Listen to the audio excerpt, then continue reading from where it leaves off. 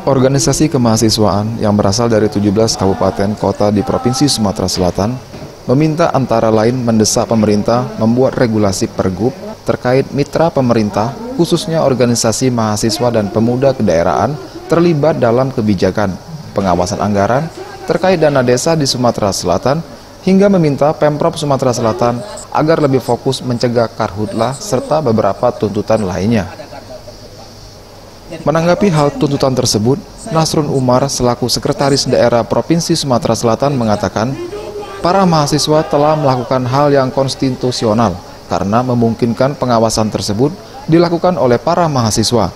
Di dalam 12 tuntutan tersebut, beberapa program telah dikerjakan oleh pemerintah Provinsi Sumatera Selatan seperti infrastruktur, kesehatan, terutama pendidikan. Data-data itu bisa kami buktikan sebagai satu contoh pembangunan infrastruktur. Target 2019 kan 90% infrastruktur selesai, 2020 akan kita selesai. Salah satu contoh. Yang lain pun demikian terhadap kesehatan, pendidikan. Pendidikan sampai hari ini belum ada satupun produk yang mengatur tentang pendidikan itu yang berubah, komanya satu belum berubah. Jadi artinya ketika tidak jalan sebagaimana yang semestinya, itu artinya oknum. Tim Liputan Sriwijaya TV.